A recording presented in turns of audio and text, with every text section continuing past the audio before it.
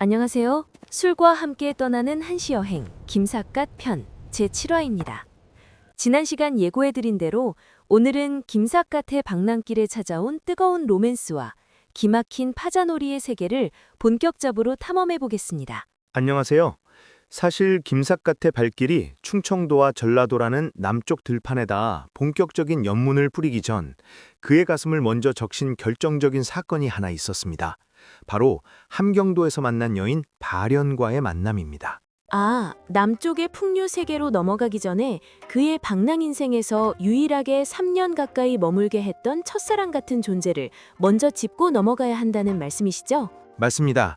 가련과의 만남에서 보여준 놀라운 언어 유희가 있었기에 훗날 남쪽 지방에서 수많은 여인과 선비들을 홀린 파자시의 전설이 탄생할 수 있었거든요. 오늘 7화에서는 그 서막인 가련 이야기와 함께 한자를 쪼개고 합치는 파자의 기초를 아주 달콤하게 맛보겠습니다. 그런데 김삿갓이 가련을 만나게 된 계기가 예사롭지 않다면서요? 네, 이 부분이 이야기를 더 극적으로 만드는 대목입니다. 전해지는 바에 따르면 김삿갓이 금강산을 유람하고 내려오던 길에 불영암이라는 암자에서 공허라는 스님을 만납니다. 두 사람이 시로 의기투합하여 밤새 이야기를 나누다가 스님이 떠나는 김삿갓에게 이렇게 귀띔을 합니다. 함흥에 가거든 가련이라는 기생을 꼭 만나보시게. 스님이 기생을 소개해 준다는 게 재미있네요. 더 놀라운 건 다음 일이죠. 안변 땅을 지나다가 한 노파집에서 하룻밤 신세를 졌는데 이번에도 함흥에 가거든 가련을 꼭 만나보라는 말을 똑같이 듣습니다. 두 번이나 같은 이름을 들은 김삿갓이 함흥으로 발걸음을 돌린 것은 어쩌면 당연한 일이었겠죠. 그런데 나중에 알고 보니 그 공허 스님과 노파가 바로 가련의 부모였다고 전해집니다. 부모님이 먼저 나서서 사위들 사람을 불러들인 셈이군요.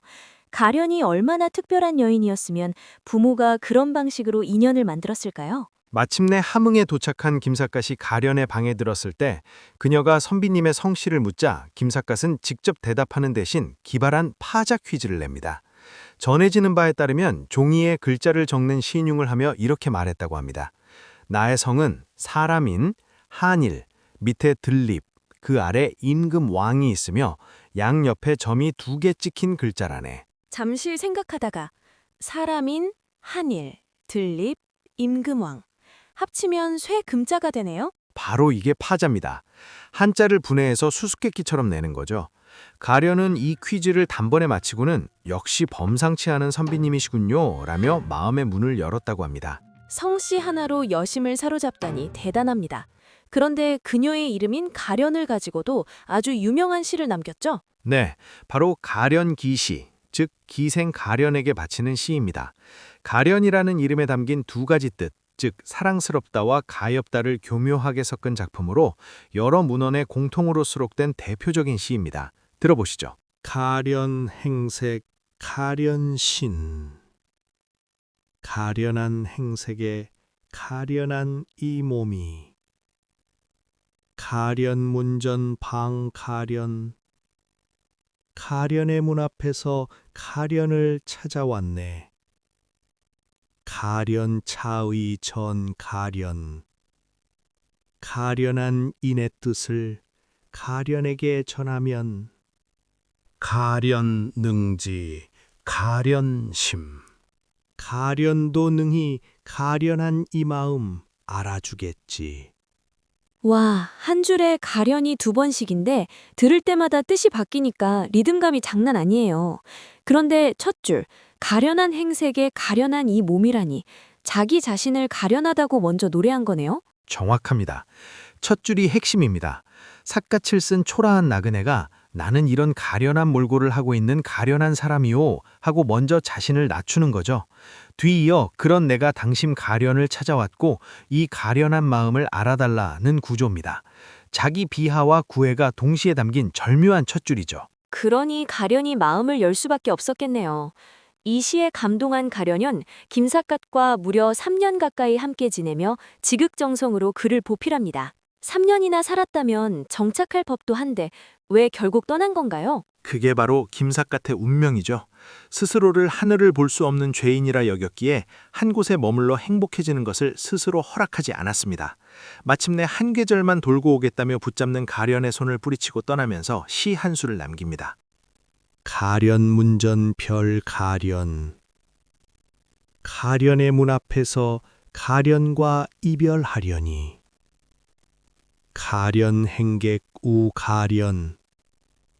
가련한 나그네의 행색이 더욱 가련하구나. 가련 막석 가련거. 가련아 가련한 이 몸 떠나감을 슬퍼하지 말라. 가련 불망 귀 가련. 가련을 잊지 않고 반드시 가련에게 돌아오리니. 끝까지 가련이라는 단어로 슬픔을 노래했네요. 그런데 실제로 돌아왔나요? 그게 이 이야기의 가장 비극적인 결말입니다. 한 계절이라 했지만 김삿갓의 발길은 멈추지 않았고 훗날 다시 함흥으로 돌아왔을 때 가련은 이미 세상을 뜬 뒤였습니다. 김삿갓을 기다리다 상사병으로 세상을 떠났다고 전해지죠. 가련의 무덤 앞에서도 시를 남겼다면서요. 네, 다행히 그 시가 전해지고 있습니다. 그런데 이 시에는 가련기시나 이별시와 결정적으로 다른 점이 하나 있습니다. 어떤 점이 다른가요? 이 시에는 가련이라는 단어가 단 한 번도 등장하지 않습니다. 그 많은 언어 유희도 그 재치도 모두 사라졌습니다. 그저 담담하고 처연한 슬픔만 남아있죠. 들어보시죠. 일별 종후 기감망. 헤어진 뒤 어찌 잊었을까마는. 여골 위분 아수상. 그대는 이미 백골이 되었고 나는 백발이 되었구나. 난경영한 춘적적. 거울 속 내 몰골 처량한데 봄마저 쓸쓸하고. 풍소 음단 월망망. 바람소리만 소소하고 그대 목소리 들을 길 없는데 달빛만이 망망하구나. 와, 두 번째 줄이 정말 가슴을 치네요. 그대는 백골, 나는 백발. 이 한 줄에 두 사람의 엇갈린 세월이 모두 담겨 있어요. 바로 그 대꾸가 이 시의 핵심입니다. 너의 뼈는 가루가 되었고 나의 머리는 서리가 되었다는 뜻입니다. 죽은 자와 산 자를 단 두어 절로 갈라놓은 겁니다. 평생 언어 가지고 장난했던 그가 마지막엔 가장 단순하고 직접적인 말로 슬픔을 토해낸 거죠. 마지막 구절 바람소리만 소소하고 달빛만이 망망하다는 것도 참 쓸쓸하네요. 네. 바람소리는 들리는데 가련의 목소리는 끊겼고 달빛은 여전히 밝은데 가련은 없다는 겁니다. 이 시를 쓸 때 김삿갓은 이미 중년이었습니다. 평생 남을 비웃고 세상을 풍자했던 그가 딱 한 사람 앞에 선 만큼은 무장해제가 된 거죠. 사랑을 유희로 풀면서도 그 속엔 짙은 고독이 깔려 있어서 더 마음이 아픕니다. 가련과의 시간은 김삿갓에게 가장 따뜻한 휴식이었을 겁니다. 하지만 나그네의 본성은 그를 다시 길 위로 이끌었습니다. 이제 그는 가련에게서 배운 사랑과 더 날카로워진 파자 실력을 갖추고 드디어 충청도와 전라도로 내려갑니다. 이제 본격적으로 남도의 풍류객들과 기생들, 그리고 거만한 양반들과 벌이는 파자 대결이 시작되는 거군요. 맞습니다. 다음 8화에서는 글자를 쪼개서 사람을 웃기고 울리는 김삿갓의 지적 유희가 폭발합니다. 기대하셔도 좋습니다. 술과 함께 떠나는 한시 여행. 오늘은 김삿갓의 유일하고도 애절했던 로맨스 가련 이야기와 함께 파자의 기초를 맛보았습니다.